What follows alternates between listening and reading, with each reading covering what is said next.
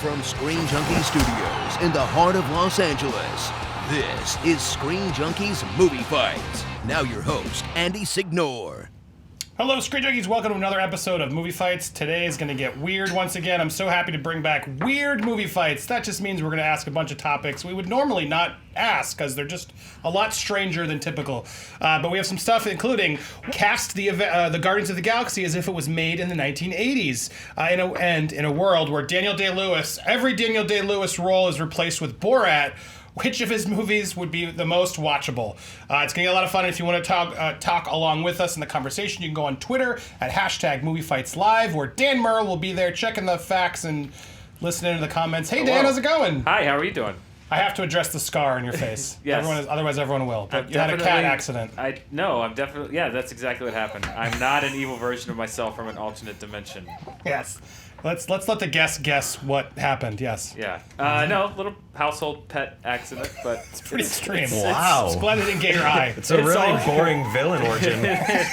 It's all good. Completely normal. There's nothing paranormal happening with me, so it's best to just move on and not mention it at all. And my behavior will not be different at all. So I had to get it out at the beginning, so then it became normal. I would just we can't not address it. I had to address it. So all right, but. Dan is there to fact check today's wonderful guest. Let's introduce him. I'm so happy to have him back. You know him, #Botanicus. He's an actor. See him on television all the time. Regular on Screen Junkies. It's Mr. Mike Carlson. Hi. Okay, so here's what happened. Thank you, everyone. Last time we did Weird Movie Fights, I was wearing a giant cockroach outfit, and everyone loved it. So I was like, what am I going to do to top it? And I have a giant tequila outfit in my apartment that I forgot. So we'll add it in post. So sorry. Yeah, if you could send this up to Lucasfilm before Saturday and put the tequila costume on me. So yeah, anyway, not I'm a here. tequila costume, like an actual bottle of tequila. No, regular tequila. Okay. Not just checking. Yeah, not the. You know. Okay, cool. Second, he's one of our very own Screen Junkies, writer of Honest Trailers. It's Mr. Joe Starr. Hey, Joe. I also forgot my tequila costume. We both forgot the same costume, so in a way that kind of worked out. Wow, well, this show's really starting to be a bummer. Yeah. But let's lighten it up. I'm so happy to have this following guest here. You know him from so many amazing comedy shows, from Mr. Show, Between Two Ferns, Comedy Bang Bang, which just celebrated its 8th anniversary. Amazing 3-hour episode. Scott Aukerman, welcome to the show. Thank you very much. Which one's my camera? This one? All of them. This one right here, the one I'm pointing at right there? Yes. Is that it? Hi, everyone. Is that it? I love it. Well, welcome. Thanks for coming here, Scott. You haven't played the show before, so I want to make sure you understand how it goes. It's a debate show, but we're going a little weird, so you can go as weird as you like. And I'm basing the arguments here based on facts, passion, creativity. So just have fun with it. Any questions? Are you the judge? I am the judge. I have my weird judge shirt today. What would Judge Judy do? That's going to go on my head. I don't know why I Probably not piss on her legs and call it raining. Correct. No. She definitely wouldn't. What else wouldn't she do? She wouldn't be unreasonable. She wouldn't sass her bailiff. All right, all things I will make sure I don't do today. All right, well, that's how we play this game. Let's get to it with our wonderful new montage. Cue the music. What a lovely day! Are you not entertained?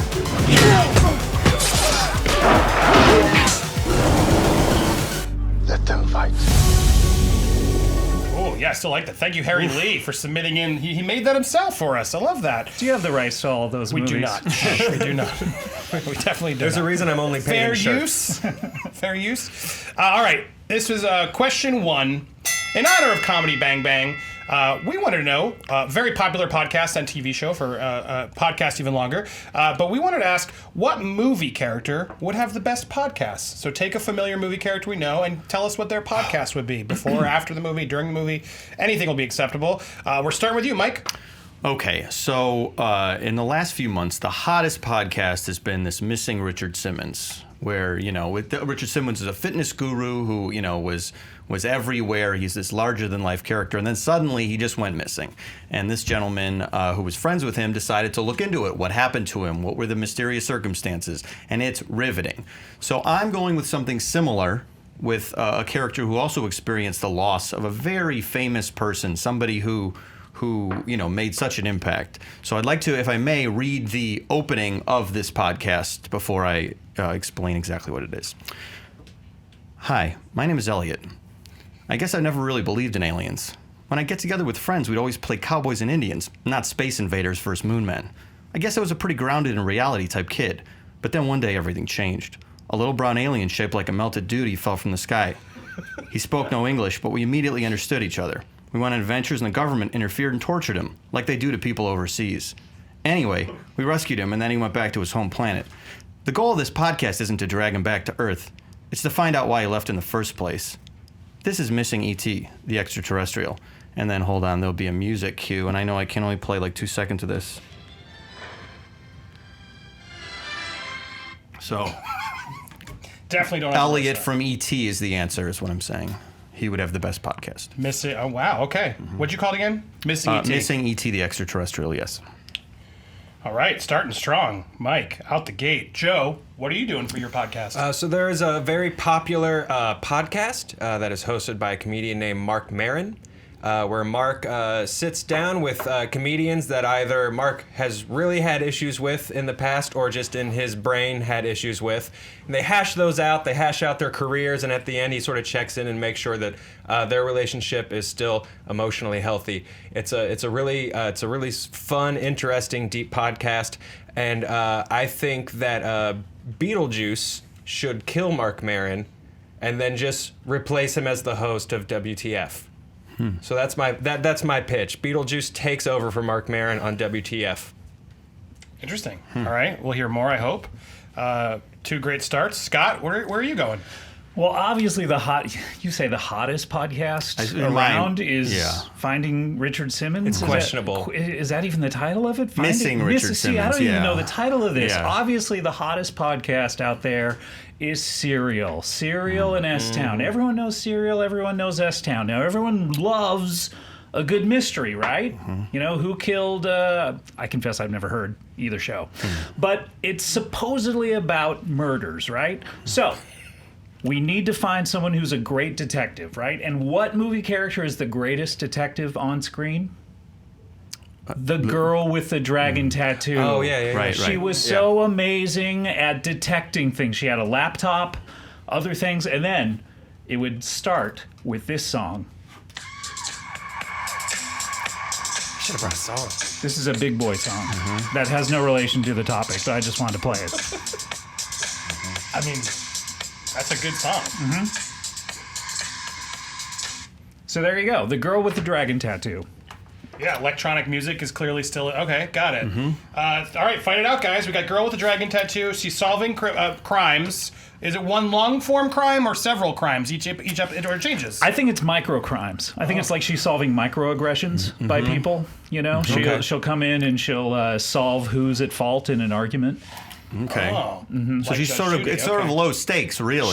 Then she'll also determine whether one of those people should be murdered by the other person. Yeah, and also microaggressions are not low stakes, Mike Carlson.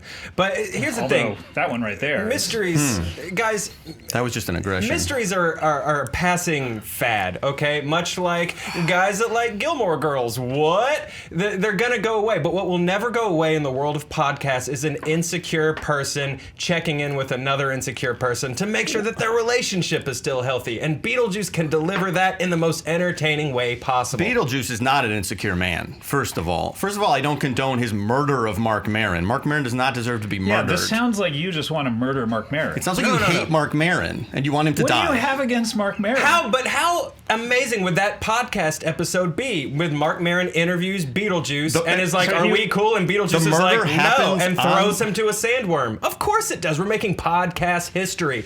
When was the last time a celebrity was murdered live on the air, Andy? On a podcast. It has not I haven't happened. watched Facebook recently, but But no, I'm not talking Facebook Live. I'm talking the world of podcasts. Mysteries happen on podcasts, but I'm going to give you the inciting incident of that mystery live on the air. Okay, Beetlejuice did not work the store, okay, in the 70s and 80s. He didn't work the door at the guy doesn't know Mitzi, okay? He doesn't know all these comedians. He doesn't have the relationship that Mark Maron does. So when Mark Maron says, "We good?" it doesn't have the weight. If Beetlejuice goes, "God, we good?" Well, Who he cares? starts with the people that he knows. He knows Lydia. He knows what Alec Baldwin's character's name was. So first he checks in with them. Hey, are we good? Are we good? It's going to be a great You're going to fun run out show. of people very quickly. would Winona Ryder also be on the show? Absolutely. She's already said she's willing to be in the sequel to Beetlejuice, so why wouldn't she also agree to do Beetlejuice's podcast? And those two you could do several episodes making sure that they're good. It's Winona Ryder or it's Lydia? It's Winona Ryder and Lydia. Wait, they're two separate people, so Winona Ryder shows up. Well, it's audio, and Lydia? so she can be both because you're just hearing voices, so you get even more guests for your buck. So it's like multi-universe, like there's different dimensions, is what we're talking about here. Absolutely, she could even This be is animated. confusing. Lydia. Andy, this is very confusing. Look, I know a good podcast starts with talent, and you have it there. You have talent. Thank you. have Beetlejuice. He could probably talk forever. He's so hilarious. Yeah, no, absolutely. One of the most hilarious movie characters of all time. Yeah. But I have to say, you say mysteries will go away and they're a passing fad. I mean, they're a fad. Mysteries have been around since for 2,000 years since the world was created. Sure, but in other forms. You know, Scooby-Doo solved them in an animated cartoon, and now they're in podcasts, and they're going to move on to something else. Whatever the next big thing is, that's where the mysteries will Now, go. Scooby-Doo, if he had a podcast, Yeah. I'd listen to that. That'd probably be better than all three of these, but we know Yeah, it he takes has Scooby-Doo. issues with a lot of different comedians, I'm assuming. So yeah, that would be interesting. Now, as far as the girl with the dragon tattoo, I want to see her solve big things. I mean, I was totally with you until, like, I love the song, I love the character, but then when we're talking minor stuff, I want to see like a 6-part series on like some huge horrible murder. All right, what if she gets a tattoo every episode? I like that. She just also has to deal with a large murder, like a giant murder. All right, okay, so if we combined, could we do that? Is that possible? I mean, to this combine, is the problem with the to mystery combine podcast premises? is you're constantly having to up the size of your murder. Look, this obviously speaks to the weakness of these podcasts if they have to combine. Because obviously, like, it would be maybe interesting if Mark Maron was murdered by Beetlejuice and the girl with the dragon tattoo had to solve the murder, and that was a podcast. But that's not the ideas we're dealing with here, okay? That's fair. I'm open to a talking- crossover episode. They're open. Okay. I'm Well, here's talking- what I want. The final thoughts here as we go Yes. around. I just want to give me a couple of your guests, or just one guest. I want to Okay. know what This is a not great the question. opener. I want to know at like episode Of 5. Who are they talking course, to? Go ahead. Of course, thank you. Okay, look, this is an adult Elliot interviewing different people on Earth and ET's home planet of Brodo Azogi, which is canon. If in case we don't know, there's a book called E.T. the Green Planet that was published not long after the E.T. movie. Elliot's going to be dealing with people from that planet and our planet. He's going to interview E.T.'s teacher, a character named Botanicus the Wise. And he's going to say, hey, where's he been? And what's going to happen in episode 5 is you're going to realize that E.T.'s housekeeper has sort of been keeping E.T. in the house. And that's sort of like what's going on with E.T.'s housekeeper. And like that's a whole mystery that will be resolved in episode 6. I don't want to give away exactly what happens, but that's Feel something free. that you'll... Go ahead. Give it away, because I'd I'm like not to hear sold it. on this. E.T. just doesn't want to come out because he's been in the limelight too much. So now that's sort of Do the they use resolution Reese's of it. Pieces to get him out? No, he never comes out. He stays in the Wow. house. So he's Okay. immune to the lure of Reese's Pieces. That at doesn't this sound point? like the Did you E.T. say I know and Pieces? I think he did. I think he said Reese's Pieces, yeah. Pieces. All right, what's your episode, Joe? Okay, so these are our final thoughts? Yes. Okay, Yeah. so there's one thing I do want to point out is that podcasts are supposed to make money. They need a sponsorship. What good And- are they if they don't Exactly. make money? Mike's intro was so long. There's no way that you fit a plug for Sherry's Berries into that podcast. Then it was just too long. Anyway, but let's talk guests. We're going to talk to Casper the Ghost, the Friendly Ghost, and the cast of R.I.P.D. We're going to talk to these is in the undead same characters. episode. Same episode. Ah, Let's put okay. them all in a room. Let's see their different undead experiences, and let's let Beetlejuice get in there and just riff with them. So wait, the cast of R.I.P.D. Jeff Bridges and Ryan Reynolds, No, or the characters? The characters. Okay. The actual Great. characters. Okay. Scott, final thoughts on what would your episode 5 or 6 be? I think that, first of all, I would have the cast of R.I.P.D., first of all, because they're so much more interesting than those characters. I don't know if you saw the movie, but No, what a God, no. snooze fest. But I think I would have actually Beetlejuice on, and I would solve his murder. I would have the girl with the dragon tattoo solve his murder, and I would imagine that it would happen in a seedy hotel room on a mattress, which is great coordination with the sponsor, Lisa's Mattress, and that's where we would make the money. So, Wow. I mean, that's all right. Dan. Yes. Good closer there for Scott. But yeah, anything you'd like to clean up or any fact checking to add? Just that S-Town is currently the #1 podcast on the iTunes charts. Serial's at number 7, so Scott was right. Those are 2 top 10 podcasts currently. Where's Missing Richard Simmons in Missing that? Richard Simmons is over. So Missing Richard Yeah, Simmons it's was a done. limited So run it's not going to be podcast. number 1, but it was and number 1, you it guys. was successful for It was its totally time. number 1 For a period, okay. And, for a period while it was on. It was not. It had to be. It had to Everybody be. watching at home doesn't know who to side with, honestly, which is good for weird movie fights. Everyone's just confused and not sure who they would pick.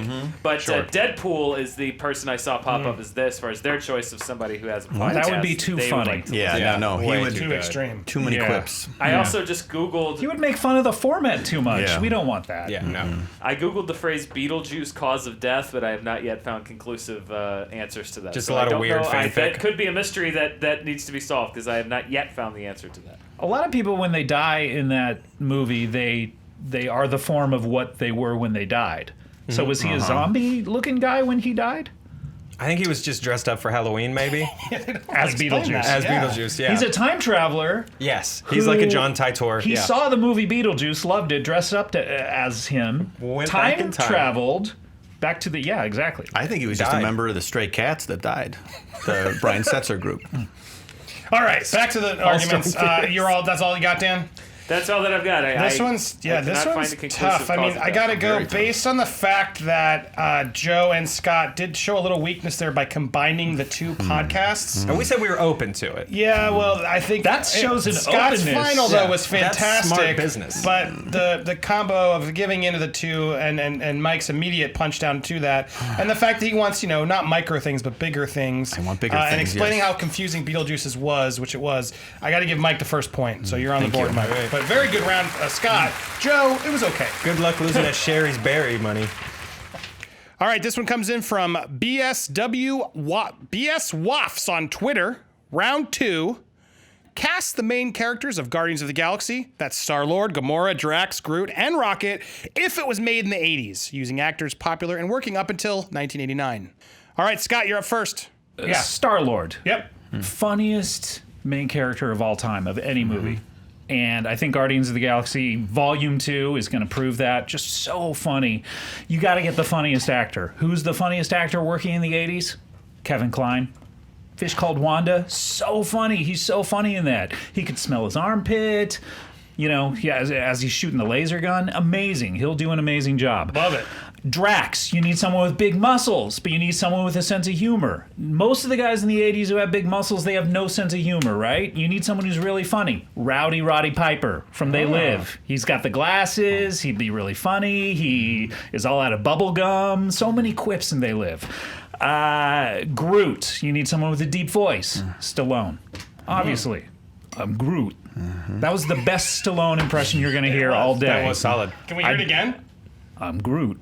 See, I wouldn't imagine you're going to hear another Stallone impression, so I'm banking on that will be the best one you'll hear all day. As far as Gamora goes, you need someone with experience playing different colored ladies.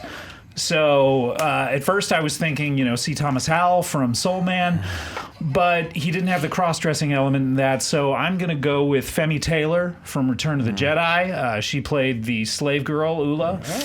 And I think for Rocket, you need some sort of actor with fur.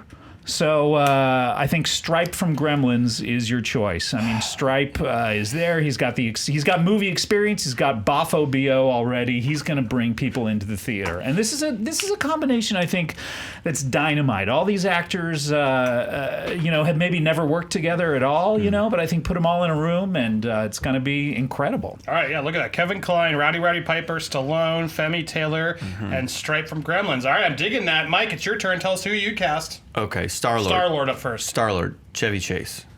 Ooh, The 80s were the heyday of Chase, okay? Everything this guy touched turned to gold, all right? And if it was Guardians of the Galaxy of the 80s, more of the same. Drax. Drax, Andre the Giant. We need a wrestler. We need a guy who's funny, and he made us laugh. He made us fall in love in Princess Bride. You fell in love while you watched Andre the Giant in Princess Bride? He has a gentle soul about him. Who'd you fall in love with? Well, Andre the Giant, the character. I mean, I think that's sort of... I mean, I think everyone in the room probably agrees with me, but I won't be able to ask them until the show's over. Groot. Groot. We want somebody who can deliver a very simple sentence with so much power, and I'm talking about the artist known as Prince. And if you would indulge me, he would always record sort of like this, and he would go, "I am Groot," and he would sort of turn around like that. So every time. Every line, time, yes, yeah. Only from the side. Okay. Gamora. Gamora, Grace Jones, Mayday from the James Bond movie that I can't recall the name of. View to a Amazing. Kill. View to a Kill. Thank you so much. Rocket. Rocket. Joe Pesci in a practical rocket suit, much like the Howard the Duck costume. There he is. Look at that. Can you imagine how funny and good that would be? So Joe Pesci, who did not break out until 1991. What's interesting about this is that this would actually be his breakout. Interesting. Okay. That is interesting. That is what's this is the role that would catapult. Someone saw him off Broadway and was like, "I'm putting you in a raccoon suit."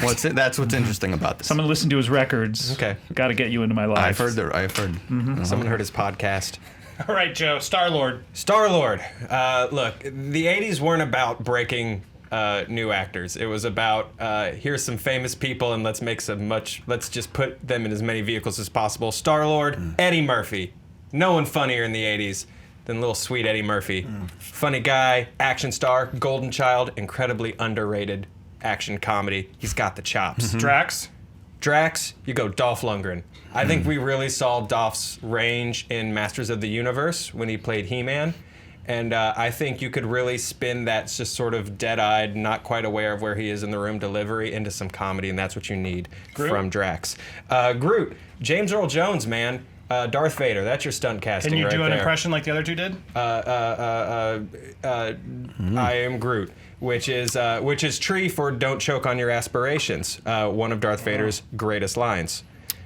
Gamora, we're going Jeanette Goldstein Vasquez from Aliens. Also an actress that is experienced in playing women that are not the color that she is. And also super tough. Remember, she's doing all those chin-ups in Aliens? She's super tough, she's super buff. Finally, Rocket Raccoon, Bruce Willis. I think Rocket Raccoon now is perfect, and I feel like if you cast Bruce Willis as Rocket, you would basically get the exact same Rocket Raccoon, like same line delivery and all. And in the 80s, this guy, big comedy guy, moonlighting, hilarious.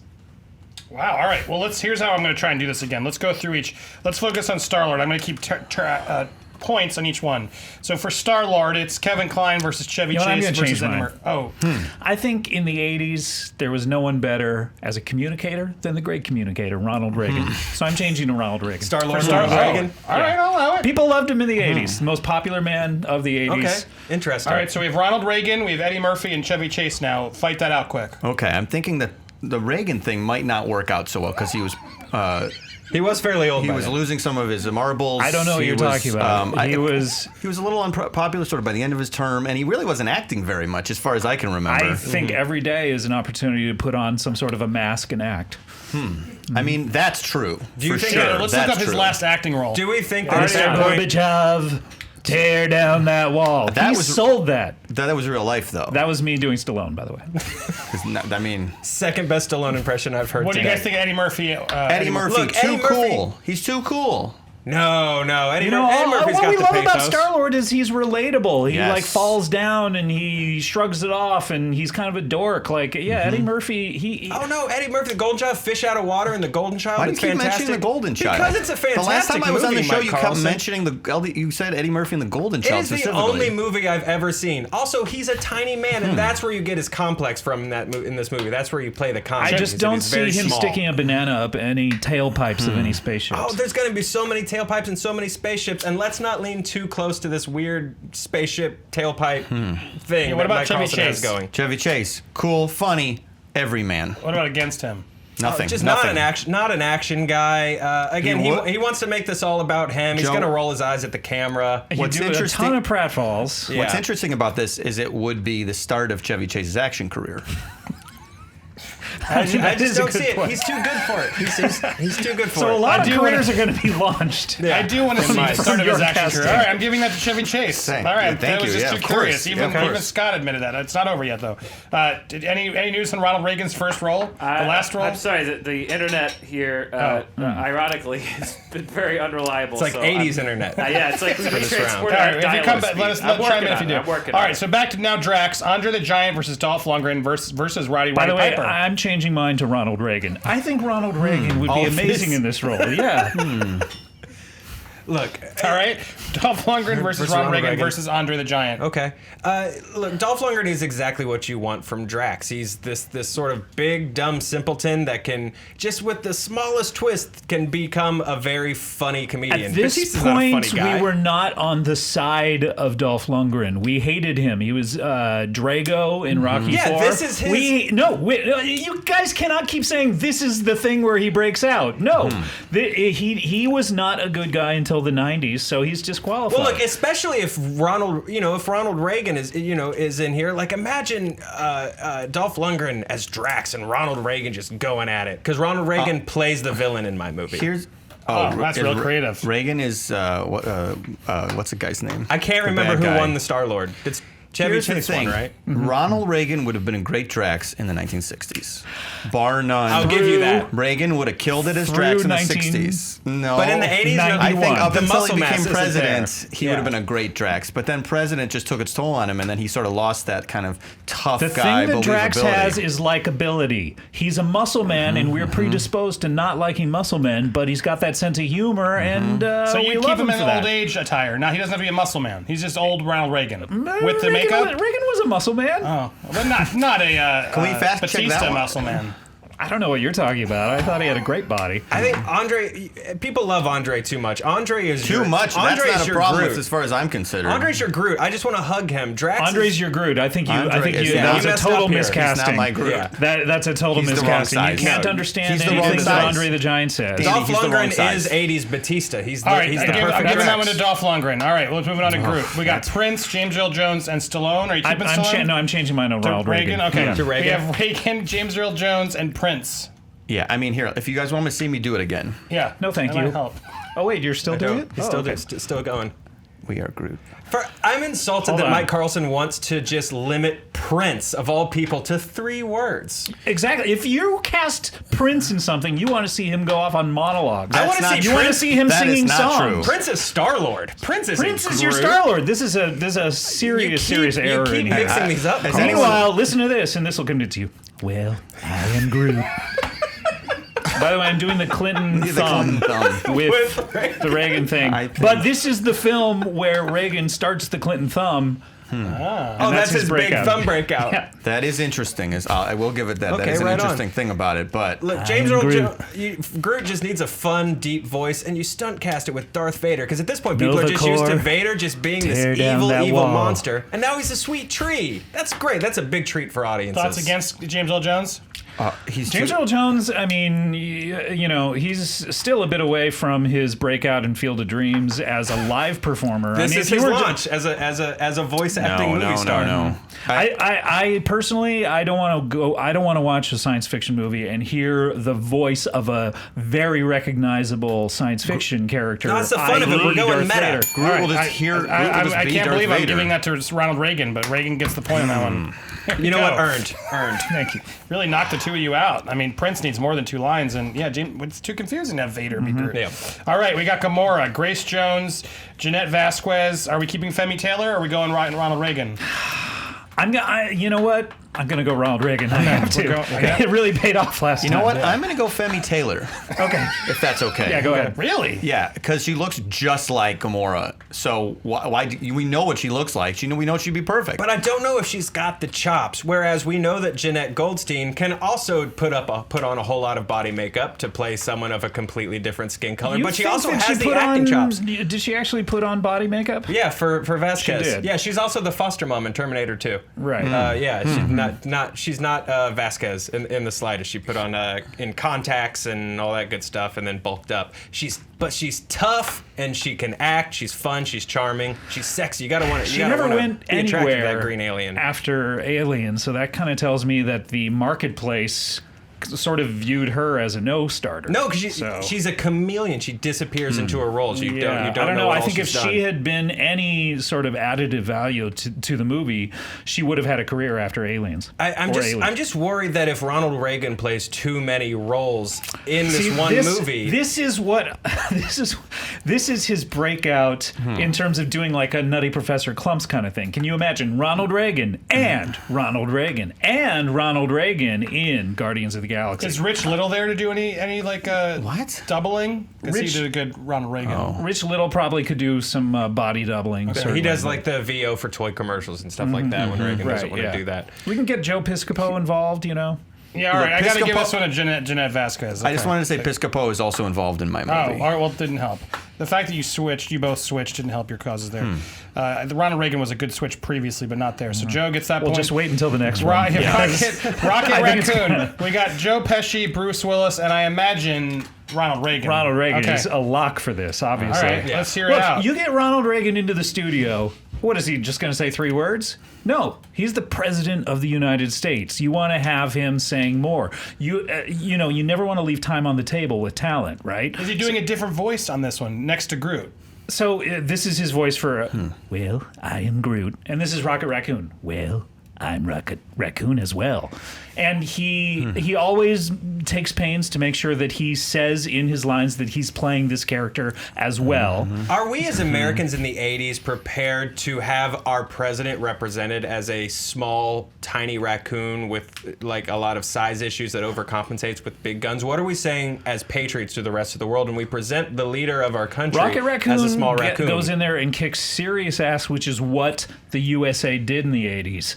Okay, the Iran-Contra thing, was just around the corner. So, we want to see our president out there blowing people away with machine guns. All right, here are a lot of defenses. What about Pesci or Look, Bruce? my problem with this is that, first of all, if Reagan were 5'2", it would be perfect. How do we know he Okay. wasn't? He was a president, and presidents are tall. That's the thing that we elect presidents on height. That's a thing. I'm just saying something that's a fact. So the technology's not there in the 80s to make a CGI character. He's going to have to play the character like that Gary Oldman playing the little person in that movie Tiptoes. We've all seen that. It's going to look weird. Joe Pesci, perfect size. Okay, I'm changing mine to Tim Conway as Dorf. Wow. He's kind of actually. That's a really good counter. Reagan gets on his knees and you put shoes on his knees. It's a simple solve Dorf to the on problem. golf. I would Everyone like to loved it. change- Everyone ordered those videotapes. Bradley Cooper is doing a Bruce Willis impression as Rocket. I would like to change mine to Ronald Reagan, who was in a horrible accident where he had, like Cotton on King of the Hill, where he had the shins blown off of him in the war. Okay. And he's that size. Look, I gotta give it to Scott. He committed before you two did, and then you just copied his bit the whole time. And the addition of Dorf at the end was quite brilliant. It was. So I gotta give Scott the overall point. You win that round. I'm glad no one So took our Guardians of Pesci the Guy is seriously. going to be all Ronald Reagan except for Rocket, who will be Tim Conway as Dorf. Wow. Classic Dorf I'm maneuver. excited. Dan, Yes. thoughts? Sorry, I had to make that call. No, of course, no.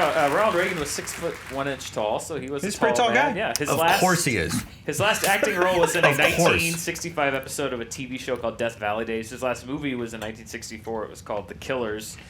Joe Pesci. Well, he never did some other weird little cameo at the end. He did like one episode of Disney, Wonderful World of Disney, as himself. Got it. But But he like didn't as show the up on host. like He went into Diagnosis politics. Murder or Yeah, how something. crazy that would have been if he was in the Golden Girls or something. Matlock. Hello, Blanche. This opportunity. Pesci was in Lethal Weapon 2 in 1989. He'd done Raging Bull in 1980. And let's not forget, of course, about his role as Mr. Big in Michael Jackson's Moonraker. Of course. Which was a key ingredient All for those me. And I spiders. love that of all the reasons that were brought up against Scott's Ronald Reagan choice, that nobody brought up the fact that him being the sitting president might be a little difficult. They to did do. do I it. brought it. I They mean, had an opportunity. I said there might be a problem with it. There's some issues, but well But done this with is that weird Reagan. movie That Reagan fights. offensive was solid. Wouldn't you like to see Trump star in a movie like next year? I think that's not far off. I think that could happen any day. All right, round 3. We want to know what 2 movie characters from any franchise should get a spin-off movie where they solve mysteries. Now you can pick any 2 from any movie. Mike, you're first. All right. When I'm thinking about a classic detective team, I want a good cop, bad cop situation. I want two characters that are way different. So, yeah, you're all probably thinking, like, oh, you probably all had two names that popped in your head when this question came up, and I'm probably just going to say the names we're all thinking of. Dr. Manhattan from Watchmen and Tom Hanks' Sully from the movie Sully. Damn, that is exactly what I was not thinking. Well, go ahead. You have a more interesting brain, obviously. But look.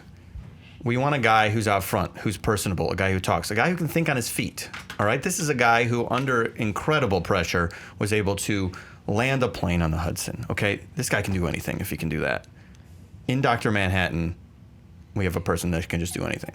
He literally can space-time, matter. He can do all of it. He can control all of it. And I think on a detective team, someone who can control all of space and time, pretty helpful. I have questions, but we'll come back to them. Joe. Right. I think the most important things I want from a mystery team are someone who's a little funny, or not necessarily a wacky comedian, but someone who is always taking the piss out of what's going on, and then someone who's very, very serious to sort of counter them and stop all your tomfoolery. And so from that, I want Marge Gunderson from Fargo and the talking velociraptor from Jurassic Park 3. Now, Marge Gunderson, very lighthearted, doesn't take life too seriously. She's fun. She's got that voice. She's always kind of surprised by everything. And then you have the incredibly serious talking raptor from Jurassic Park 3 who doesn't have time for her quaint nonsense sometimes. We have a mystery to solve, Marge Gunderson. And she's like, oh, we'll get to it, you bet. And I just, the chemistry for these two would be absolutely off the chart. Plus one is a talking raptor. All right, Scott. Well, I have to say that I enjoyed your answers, and you almost had it. You almost got it right. But I think the two clear choices when you're talking what we want in a buddy comedy is comedy. And to that end, I would say Woody Allen from Manhattan and Scully from Monsters, Inc. You almost had it with Dr. Manhattan and Sully, but I think it's Woody Allen in Manhattan and Scully from Monsters, Inc. So, it's Sully. It is Sully from... That's the interesting part that people don't know is there... is you saw Monsters University, obviously, where he came and his name was Sully. Yeah. He changed it from Scully. Oh. Fair enough. When he was younger. Okay. Because he was a huge X-Files fan. I just also want to say, he's talking about the funniest movie. There's nothing in this question that indicates comedy. My movie would be very, very serious. So you hate comedy. How weird. Okay. I do hate comedy. I've been doing it. So you don't like comedy in movies? In movies, I would prefer that it stayed out of it, yeah. So your movie is going to be deadly serious with no comic relief. That's good to know. No comic relief. Yeah, exactly. See, that's good to know. I don't think Dr. Manhattan and Sully could solve a mystery because there's just so much blue dong front and center at all times in that duo that I just think it would get distracting. Exactly. Meanwhile, green dong with Sully and Scully, a.k.a., is great in a movie because it's tiny. Wait, Sully is the blue one. Yeah, blue. Sully is the furry. Sully is the blue one. So there's a blue one, and it's covered by That's what I'm thinking. I'm changing it to Mike Wazowski. Okay, sorry, yeah. Okay. Billy Crystal. Okay. Mike Wazowski. Billy Crystal, yeah. He's fine. Okay. Yeah. Okay. Mike Wazowski and Woody Allen. Okay. I also feel that Sully, Tom Hanks' Sully, does not need a mystery partner. This is a man that can do almost anything he sets his mind to. He landed a plane in the Hudson, for God's sake. He solved the mystery of airspace. Yeah, why would he need a partner? He doesn't need a partner. It's wasted real estate. Now that I think about it, I'm going to change mine to Mike Wazowski and Sully.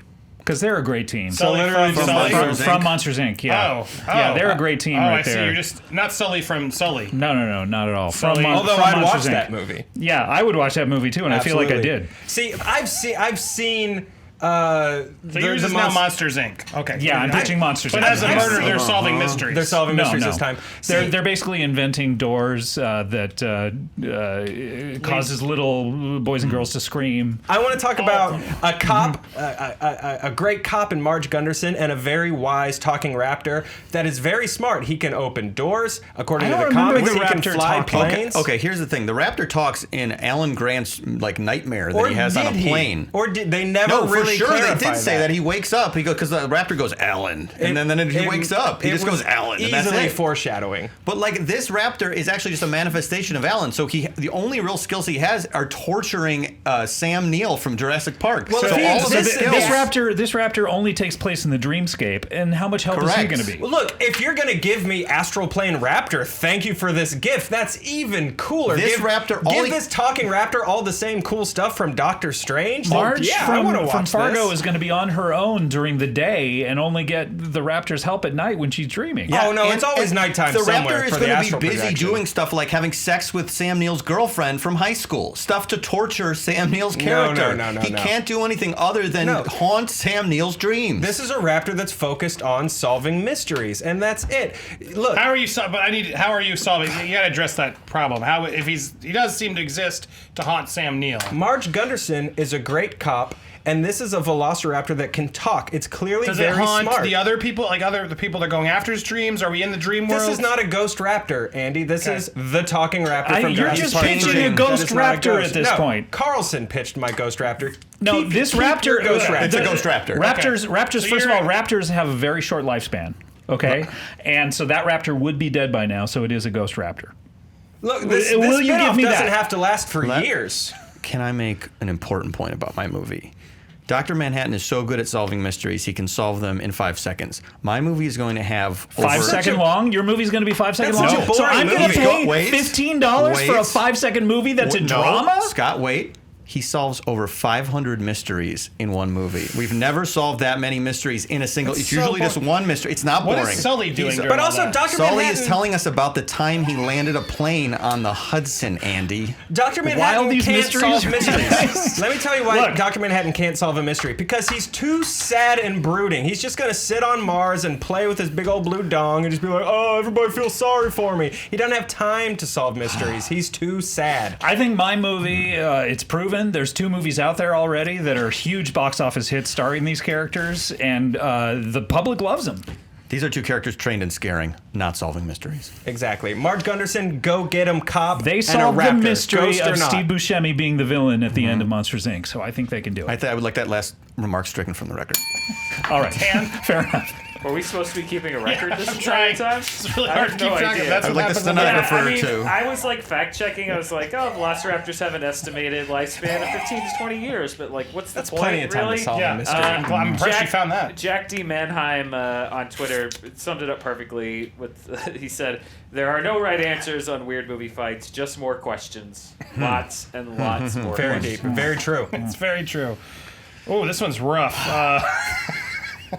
Why is Sully there with Dr. Manhattan to tell the story of the Hudson? Tell the story of the Hudson, And yeah. then, I got stuck with I love Margin, but the raptor, I'm so confused. Is he in the dreams? But you're saying he's And not. we have no idea if he says anything else other Other than than Alan. Alan, yeah, Yeah, so we have I no don't know. idea.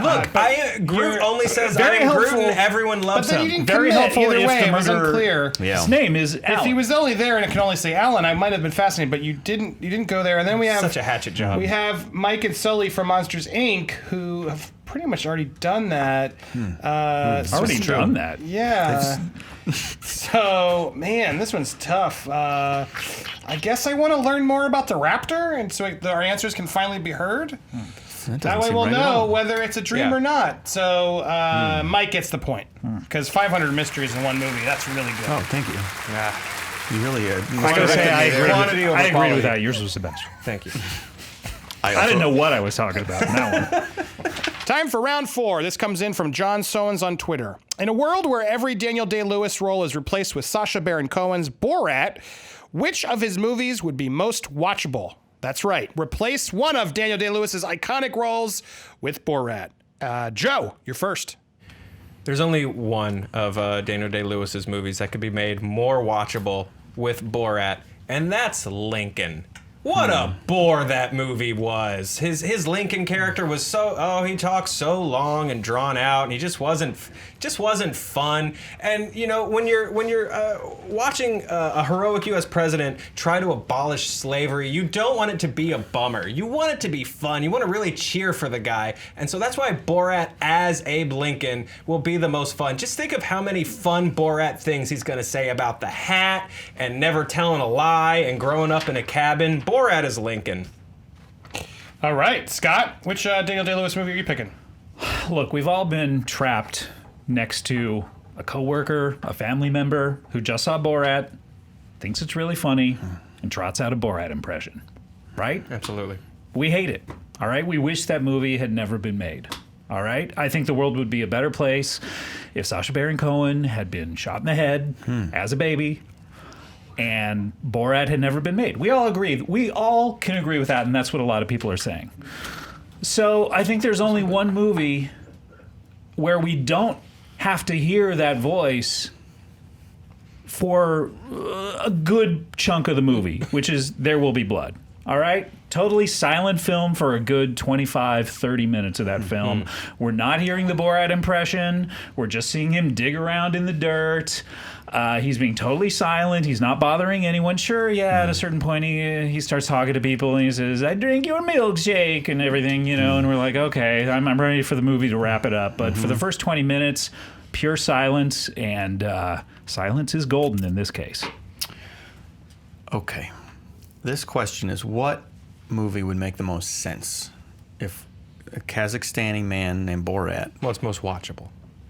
So already you're off on the wrong foot. Look, it's hard to come up with these answers very fast because sometimes you have commercial audition or something. Anyway. How'd you do? Did you get it? First call. There's no way to know. Good luck.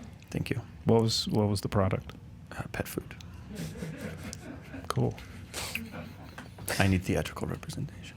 If anyone out there could help me out. Do you have a showcase coming up that people could see? You like in La La Land? I am renting Do you have two the comedic Lyric Hyperion monologues? Theater on the Hyperion, and I'm going to put up a one-man show. God, I would pay to see that. Please do that. Okay. I'll do it. All right, back to the argument. I'll bring Scott's manager. Please, if you would. I'm dying out here. In a world where every Daniel Day-Lewis role is placed by Sacha Baron Cohen's Borat, which one would make the most sense? Watchable. Last of the Mohicans. Okay? Why? Because it makes the most sense. Okay? Borat, this movie is about a man who is not one of the Native Americans who was raised by them. So when they stumble upon Borat and these Native Americans, they think, oh, a man from Kazakhstan came here and he was raised by these people.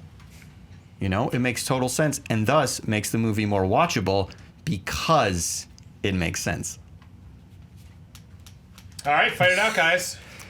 Well, first of all, Lincoln has so many fun catchphrases in the movie Lincoln that I think Borat could really adopt and make his own. Catchphrases like, Buzzard's guts, man! Buzzard's guts! Great success! I just, like, the lines already line up. You wouldn't even have to put a whole lot of Borat lines into Lincoln. You just take the lines that Lincoln already says and say them in a Borat voice, and you couldn't tell the difference. What makes Lincoln great? The fact he doesn't have a mustache. What makes Borat great? He has a mustache. Case closed. I mean, out of the running here. You shave off Borat's mustache, he's Bruno. I'll say this. It's gonna be a little weird when Hard to beat there, Joe. You gotta take that one over. That is a You're killer. shocked, That is silent. that You is a have no killer rejoinder. I will say it's sad to see Joe go, first of all, because he fought a good knockout, round. I think. I think it's a That's a knockout. knockout. Wow. I just want to say that it doesn't make any sense with There Will Be Blood, because he adopts a son. Borat doesn't adopt a son in the movie Borat. That's not a thing he would do.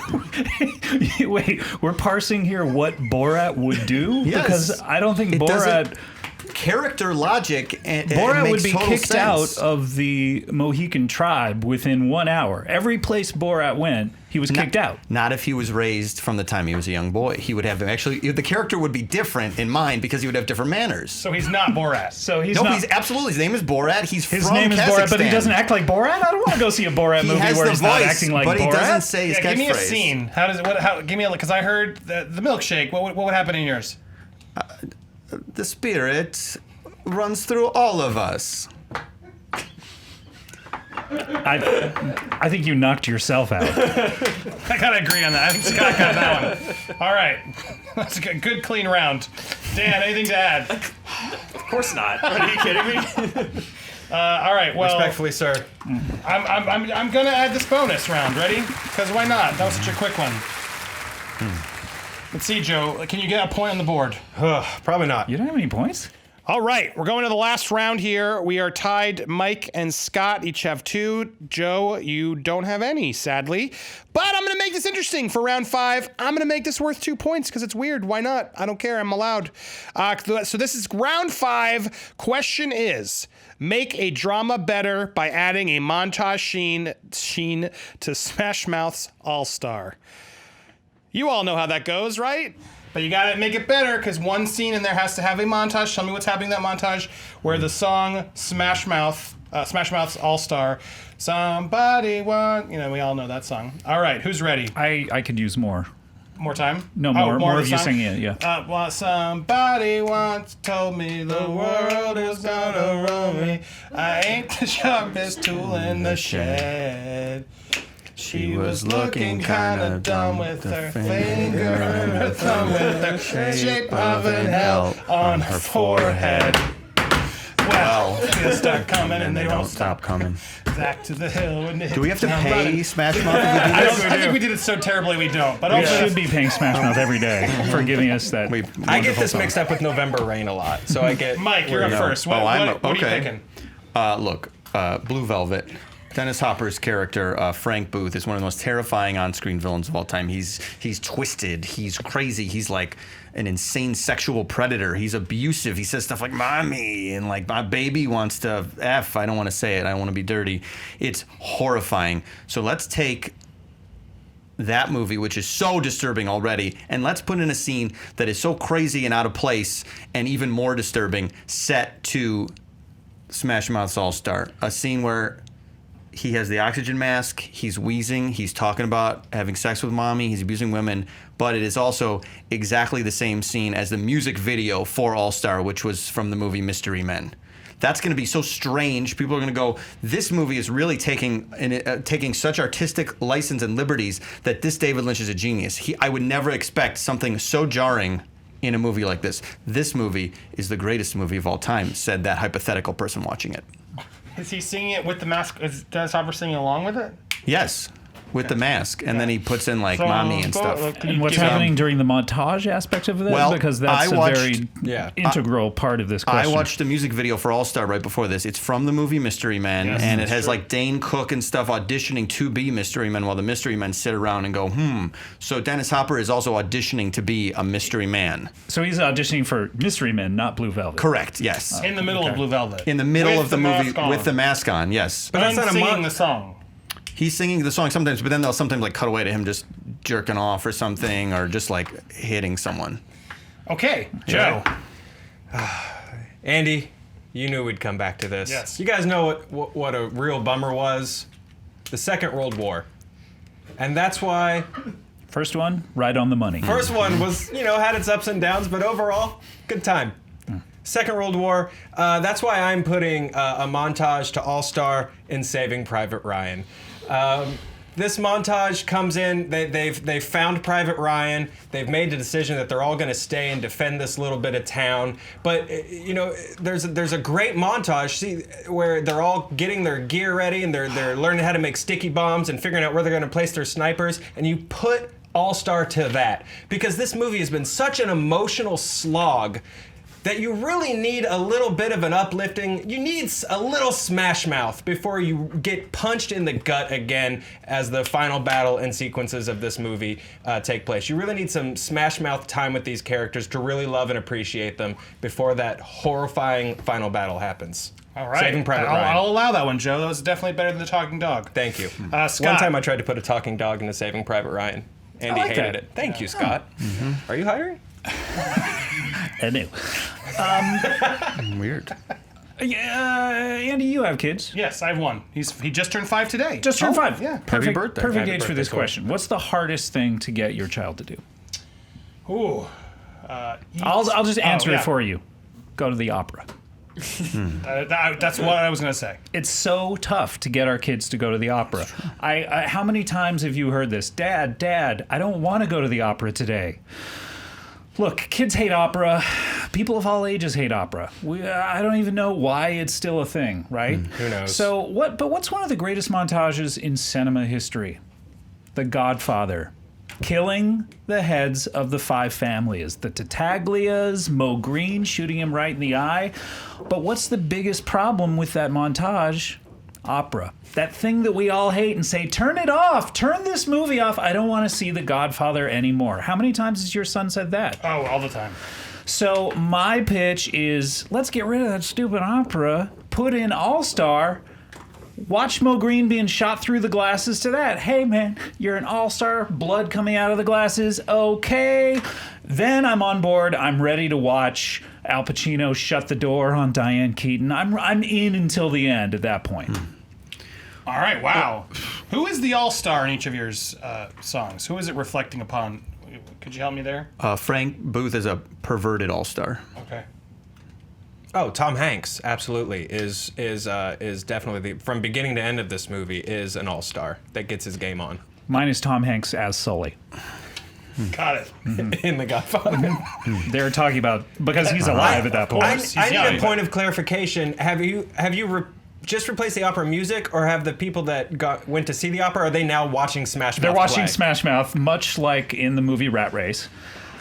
Okay. And we have to change the editing a little bit, obviously, because the song is different. So we're just kind of like, changing up the style, making it a little more like MTV editing, a little more fast paced, and I think, the movie has been pretty slow at that point. It's a 3-hour movie. I don't think that those ska upbeats of All Star really fit the carnage of that last scene in Godfather. I disagree. I think people watch this movie and they're depressed at the end of it. They look at Michael Corleone has changed into essentially a monster, and they want to leave feeling good about themselves. I'll tell you what doesn't fit is in a movie, Blue Velvet, that has a wonderful, wonderful song in it already, In Dreams, as lip-synced by Dean Stockwell. I do agree. You want to put another musical number into that film? It's going to the well once too often. I also have a problem because auditioning for Mystery Men is not a montage. It is a brief scene. And you haven't given us a montage. He should be. If you really wanted to be metatextual about this, he should be auditioning for the movie Blue Velvet. I think it's a bunch of missed opportunities. That still has the cast of Mystery Men in it. Sure. I'm really the only one giving you All-Star, and it's giving you a purpose that serves the narrative of the film. And dramatic pictures, everything should serve the narrative. And I think All-Star inserted at that emotional crux in Saving Private Ryan, that breath, the calm before the storm, that last breath before everything goes to hell, that's where you want to get your game on and go play. Andy, let me ask you a question. Mm-hmm. I'm going to give you 3 filmmakers. Okay. Francis Ford Coppola, Steven Spielberg, David Lynch. Mm-hmm. Of all of them, who would be the best at integrating a totally out of place Smash Mouth song montage into their movie? Steven Spielberg. Obviously Coppola here, because look at One from the Heart. Lynch. Look at One from the Heart. No. One of the best movie musicals of all time. He knows his way around music. Steven Spielberg is such a huge World War II buff, and just listen to the lyrics of the song. Somebody once told me, the world is gonna roll me, and indeed it did. I ain't the sharpest tool in the shed. Our GIs were brought in from all walks of life, and it was, you might be super smart, you might not be the sharpest tool in the shed, but we're all brothers here in the trenches. We're gonna step up and do something heroic. That's what All-Star is about. That's what I think the World War II was about. If World War II, if Andrew Jackson had been around, why World War II? He could have figured that out. But it's not. But so. All right, Dan. I think I heard enough there. Yeah. Dan, got anything to add? I do have something to add. It's not a fact check, but I was just looking at the official Smash Mouth video on Vivo. Congratulations. Smash Mouth Vivo for All Star. I think we have a unique opportunity here, because it's 800,000 views away, under 800,000 views away from hitting 100 million. Oh wow! And I think Screen Junkies. I think we collectively as a community should put this. So hashtag go to the Smash Mouth. What's our All-Star. hashtag? Hashtag Screen Junkies. Junkies did it. Junkie hashtag screen. Let's put Screen Junkies there. Hashtag Screen Junkies did it. Go and let's Hashtag as a Screen community, Junkies. let's put Yeah. All Star over 100 You guys million gotta settle on this YouTube. hashtag. Yeah, Look, that's- it's very clear. screw the whole thing up. Hashtag. Also, is this the Screen best Junkies use of did your it. audience? Yeah, shouldn't you be like maybe getting your own things reviewed? Yeah, like maybe I've they been want to thinking that review. this whole fight, but You guys will have to follow your own Twitter accounts. How about can we have them say they should have done the Shrek Honest trailer because they should have. I mean, we could do that. I was just going to do Say a fun whatever you little want thing. if you can- feel but so I just obliged. think that we could help them make I- history. Here. Yes, we could make history. All right. Well, if you feel like helping Smash Mouth, there you go. Also, But if they I- could- I if- have nothing over here to occupy my time, Andy. I have to do Except for the something for fact this how close fight. they If are. all the Twitter people could mail letters to Ari Emanuel on my behalf to get me some theatrical representation, I really appreciate that it. might actually Hashtag help. that Screen Junkies did it. Screen Screen Junkies did did it. Mike, hashtag Mike and Ari. All right. I can't believe I'm doing it, but Joe Starr, man, you got the points. Thank you. That made That the means most a lot sense. to me. That means made a the lot. most sense, and you got a win on Private Ryan. That makes it a tie. I'm glad we bridged I to gave him this. 2 points. Three-way tie. It's 2 points. So that's 2-2-2. Wow. Okay. That means I got to do a 3-way tiebreaker One here. more than Let's a see how we Chuck can do Woolery. this, and the winner of this will go on. Okay. Here we go. This is a thinker. This is a thinker, and I'm going to include all three of you in this because I Is think this it's a a speed good round one. or a normal this round? is going to be a speed round, but so you all have to speak quick. But I think this Wait, is a is a broad speed enough round question. where there's a lot of time and we just speak quickly? You have 20 seconds to answer, and then 10-second follow-ups. Got it. I might give you a little bit more. But here it is. You're I gonna think your probably words need, per minute you're just gonna have need to to say think that. about this. So as soon as you got a good answer, spit it out, so that way you can lock it in. So we're not taking turns. Okay. You'll all go. Whoever speaks their answer first will be to dictate the order. Here we I'll go. do that. Which Best Picture winner should have the toilet scene from Dumb and Dumber added to it, and why? Oliver. Hold on. Great. We have Oliver. Let's let them pick. Crash. Avatar. Avatar's not a best Avatar's picture. not a Best Picture winner. Can I still debate for it? That's judges. No. It's Okay. If they'll allow it. Titanic. Titanic. Okay, Titanic. Avatar Truly would have the been Avatar funnier. of shit movies. Okay, Scott, you'll have 20 seconds. Time will begin when we begin speaking, and you'll hear your ding when your time is up. Go ahead when you're ready. Look, musicals, they're boring. What would make a musical funny? We've seen Sausage Party where they're having sex songs and everything. I think put in a toilet and fart sounds are really funny and put those in a song. And Oliver. I mean, super, super funny right there. Bill Sykes, you know, like I've always wondered, does he go to the bathroom? Every scene I watch in that, I wonder. Joe? Oliver, I think you completely ruined the timing of those songs with those toilets. Crash is already a nigh unwatchable movie. I think toilets would save Crash from itself. Just a lot of scenes where someone had too much laxative and they have to poop. That's what bridges all the characters together. They all use the same toilet when they have to have their little poop explosions. Mike? A lot of people don't know that Titanic, there were a lot of other disasters going on the ship, and they had to cut them from the movie for time. But there was a whole outbreak of food poisoning on the ship, and there were multiple people that had to make very gross bowel movements. So if you put that into Titanic in a longer cut, you're going to see, oh my God, this is even more of a tragedy than I thought it was to begin with. And that's going to really hit home with people about what a national nightmare. All right, Titanic. here's what I'm going to do. I'm going to put Mike through. Mike, you're in first. Thank you. Joe and Scott, now you'll get 10 more seconds to tell me why Oliver or Crash is better here, and that'll define who gets to join him in the speed round. Okay. So you have 10 more. Let's make it 15 seconds, just because it's a. Okay. Go ahead, Scott. Whenever you're ready. Well, look, Oliver, you have the Artful Dodger, okay? And when I think of the Artful Dodger, I think about him. The one thing he can't dodge is the fact that everyone poops. Everybody poops. And I think that humanizes the character. And All right, Joe. Last, make them count. Everybody does poop, and I think that's the point Crash was trying to make, but it didn't do it well. So I think if the movie like Crash really wanted to solve racism, you really drive that point home. We all crap in the same toilets no matter what color our skin is. When we have too much laxative, we all poop a lot, and that how binds much us. laxative are you eating that is just enough? Oh, I think you know. Dan, what do you think on that one? I'm a double fister. Wow. 2 bottles of Lax. I mean, Don't do that. I see Joe's overall point. I do like the kind of existential thing, though, of the one thing the Artful Dodger can't Yeah, that dodge got me too. is nature. So I'm gonna go with existentialism over concept here, but it's very close. Yeah, it was very close for me too, but I got to give it to Scott there. Scott, you get the second piece. But Joe, fabulous show. Thank you. Now you get to help me judge who wins this. Okay. We have 5 more quick questions. So this is like Survivor, the people who get voted out now get to judge. Yes. Yes. Oh, I should have been nicer to you. All right. This time now, we have 5 speed round questions. It'll be the same format, so speak up quickly when you have your answer. Whoever says it first will get that answer. If you don't say it first, you'll have to pick another answer. You'll have 20 seconds and then 10-second rebuttals. Any questions before we begin? That was a good practice. Time doesn't start until you start talking. Yeah, so you can take a second if you need it. Here we go. But first, speak out your answer as soon as you get it. What movie character would you want to sit next to you on an international flight? Sully. Sully from Monsters, Inc. That's the John Goodman. Okay, yes. Yep. All right, Scott's up first with Sully. Time begins when you begin speaking. Obviously, if this plane goes down, who you gonna call? To quote another famous movie, not the Ghostbusters, you're gonna call Sully to get in there, roll up his sleeves, and take care of business the way that Sully does. Obviously, you need him. You got him right there. All right, Mike. Sully from Monsters, Inc. is a great conversationalist. He's affable, he's nice. He's somebody who you could hold a conversation with for hours and hours at a time. This Sully, he isn't even flying the plane, and I'll be honest with you, he prattles on a lot about this plane landing as far as on the Hudson. He's always talking about it. That's going to get annoying after a while. And Sully, he's just going to talk about different stuff. Going to college, scaring little girls. He's got a whole bunch of things he's done that have... All right, 10 seconds. He's Sully from Monsters, Inc. is too big. He's like bigger than Kevin Smith. Okay, he's gonna need that seatbelt extender.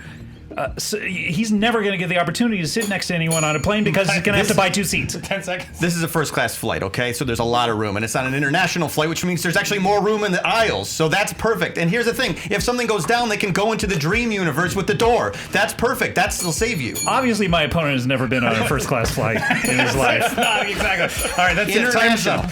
Time's up. Wow, that was a great back and forth. Dan? I have to be honest, I didn't think there was any coming back from Mike's point about Sully the monster being a great conversationalist and the boring Hudson story. Yeah, until... But the idea of myself, I was putting myself in that situation, jammed into a seat next to Sully from Monsters, that took it for me, so I gotta go with Scott. Joe? That really did paint a picture. I just felt his fur, his weird hot fur. Exactly. Yeah, I gotta give this to Scott. Wow, yeah, that was you both had it, and then he hit it at the end. So Scott gets the first point. It's a good fight. Fight of the night, maybe. Yeah, that was good. Maybe All the right. fight of the night.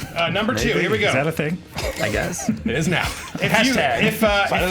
Number 2, if you could portal into any celebrity's head, a la being John Malkovich, who would you choose? A celebrity or a character? Celebrity. A celebrity. Got it. Like John Malkovich, who would you choose? Robert Duvall. John Holmes. All right. Okay. Mike, you're up first since you spoke first. Look, I like a peaceful, easy type of living, okay? I'm a simple guy from a simple place, Schaumburg, Illinois. I know Robert Duvall's brain is probably very simple. He likes to eat, he likes to clear brush, he likes to go help his cattle, and he likes a nice meal, and he likes to go to bed. This is going to be a peaceful time hanging out in Mr. Robert Duvall's brain. Sounds like a perfect vacation to Michael. I'm talking about myself in the third person now. John Holmes, here we go. Look, much like my opponent, I could mention my hometown, Cypress, California, and get sympathy points about the fact that I came from a place. But instead, I prefer to focus on the argument, which is John Holmes, he's had the life that we all have wanted to have. Having sex with thousands of women and dying of HIV. 2 extremes. All right, 10 seconds for Mike. The first part of that sounds good, I'll be honest. The second part, the long battle with HIV, sounds less good.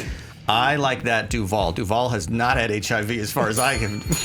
All right, 10 seconds for Scott. Duvall has the V covered. You have to admit that in his last name. So you do that's have an to admit argument. that, I guess. So good. So you admit that. So already you've shown weakness, and I think this is over. All right, Joe, based on those arguments, that was tough. Man, was it? I already kind of dig the idea of the quiet cowboy life with Robert Duvall. Clear and brush, and just, I don't know, that HIV was an uphill battle, man. I know it is for a lot of people, and you should really no laughing matter. donate to charities and benefits and research. Kind of a weird choice. I stick with it. Dan, I gotta go Duvall with Joe here. You agree? Okay, we're tied up 3-3. Here we go. Next up. Although you're really living. 3-3 was In a honor The of extremes. That's what I'm saying. 3-3. You had 2 going in. It you is didn't get a point. 3-3. You Yes. didn't get that point The going in. tiebreaker point does Didn't not count. carry over. right. What movie, in honor of Comedy Bang Bang, one of my idols, what movie would you want to replace the soundtrack with, composed completely by Weird Al? Take its existing soundtrack out and compose a completely new one, all by Weird Al. Which movie would you do that to? Hard Day's Night.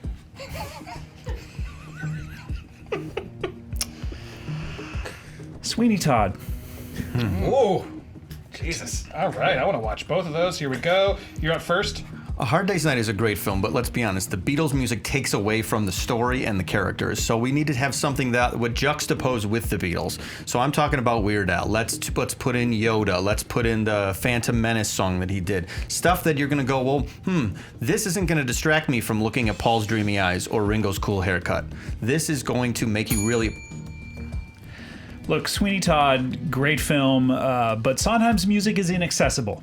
You know, I mean, he's never going to have the hits that an Andrew Lloyd Webber has.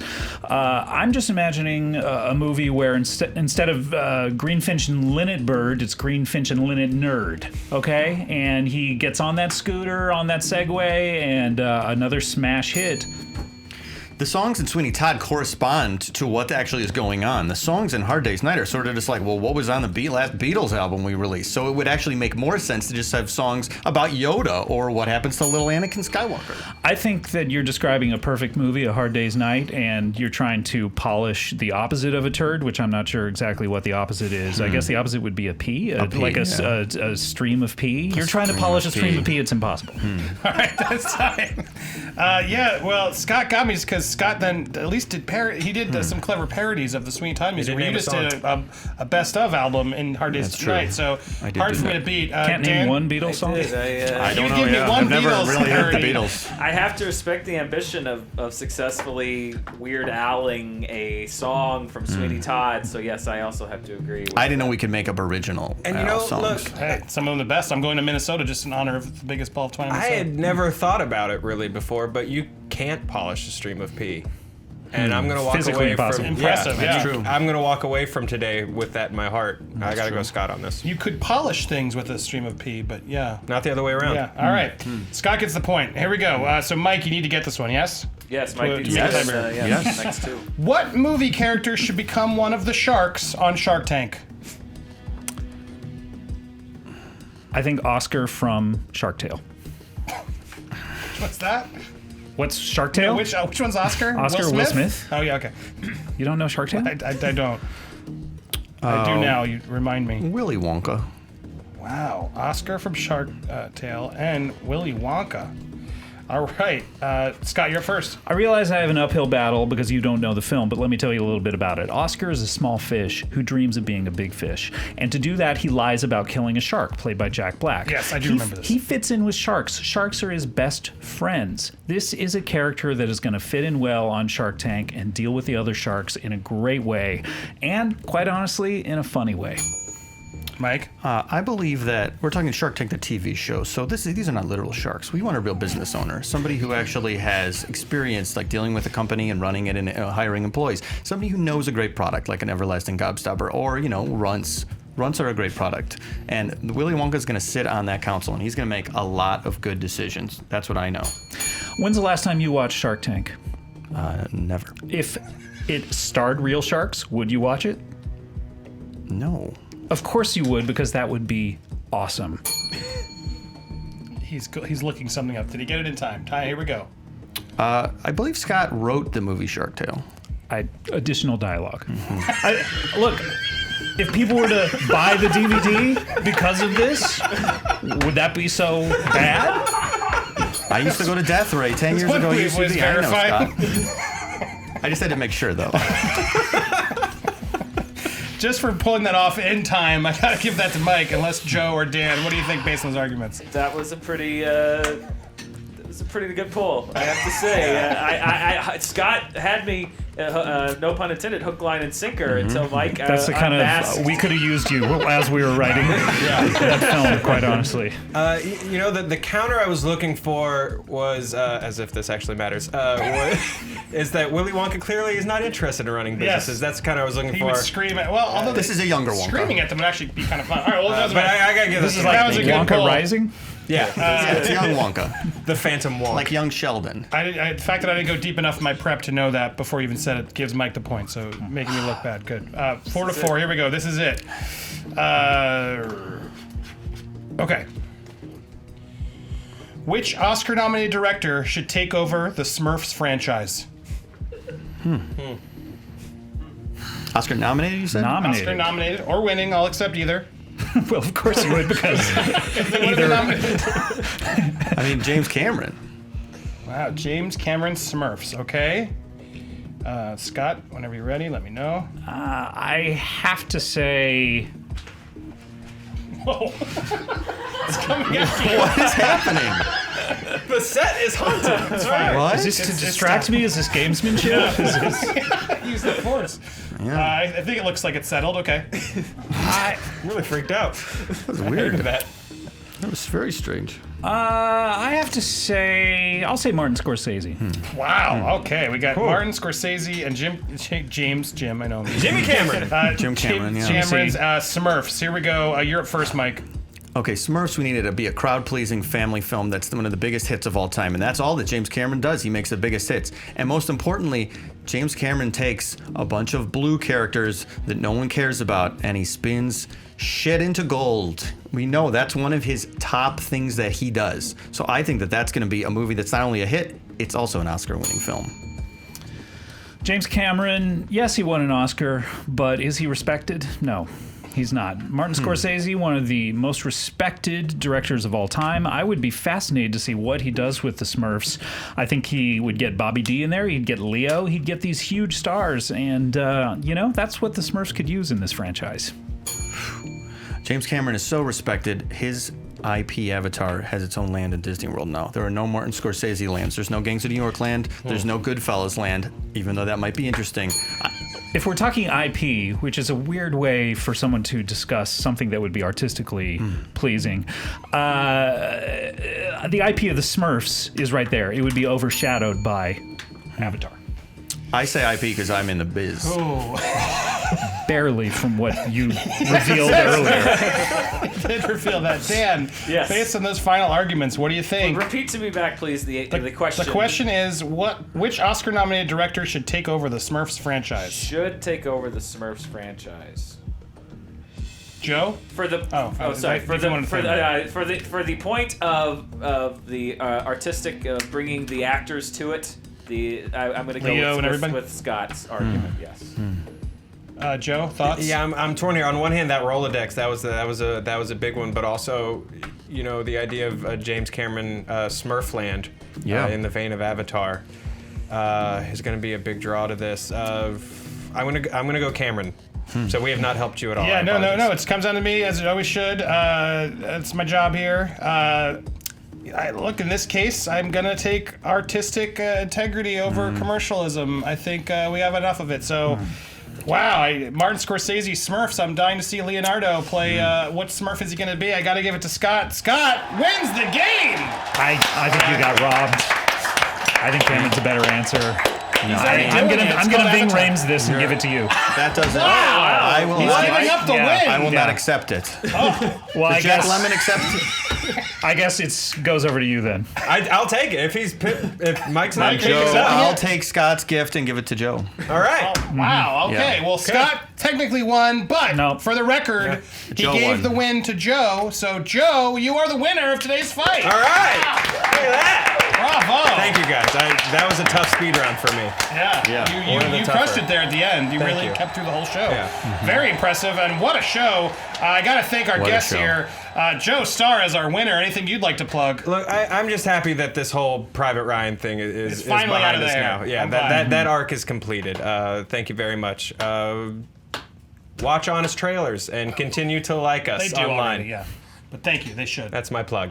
I love it. Thank you, Joe. Great job. I got to thank Mr. Scott Ackerman. What do you have coming up? And I want to actually plug something. I love the Michael Bolton special on thank you. Netflix. Yeah. What a That's great. funny Thank you. thing. Watch that. It's not just for February. And write to Ari Emanuel and let's get you signed. You know, Yeah. Screen Junkies did it. Hashtag. Hashtag Mike and Ari. Much better than the Smash Mouth thing. I agree. Let's not Yeah. talk to Smash Mouth. Let's make sure. Let's get. Is Mike he on Carlson Twitter, some hip- Ari Emanuel? I don't know. Maybe. I would really doubt it. he might be. His Do you think brother is. he just has an alias and like a Must be an Joker, email a somewhere. Joker avatar? Maybe Get ask. IMDb Pro and buy it, and then you can go in there and find Maybe his contact. I'm sure the mayor's office in Chicago, Rahm Emanuel, is on Twitter. So maybe ask Rahm for his brother's contact information and get to He's him probably that way. not sick of that. No, Sure, it's never happened. never happened. Dan Merle, You know Merle the mayor, Dan on right? Twitter. Yes, What about Merle me? Dan on Twitter. I'm not seeing any official Ari Emanuel Twitter account, so you may have to go through. Is Rob Jeremy Emanuel. Piven on? Is that close enough? Jeremy Piven Twitter. Hey, Ooh, is I'd there- love a sit down with Piven. Hang on, let's see. I think we do a lot of damage to this town, if you know what I mean. Yes, Jeremy Piven All right, is should we, on should we Twitter. Wolfpack is reach out here. to Jeremy Piven for you?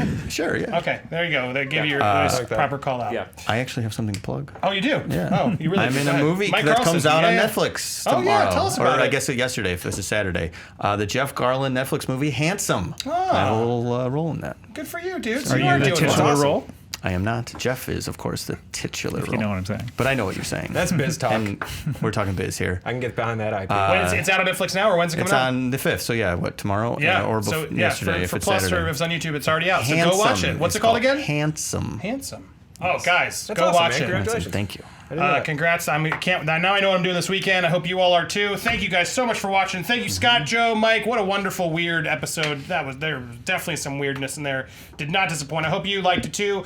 We will be back next week with a regular show. So come back if you didn't like this. You probably tuned out if you didn't. If you're still here, thanks for watching. We love you. Have a great weekend, everybody. Bye bye.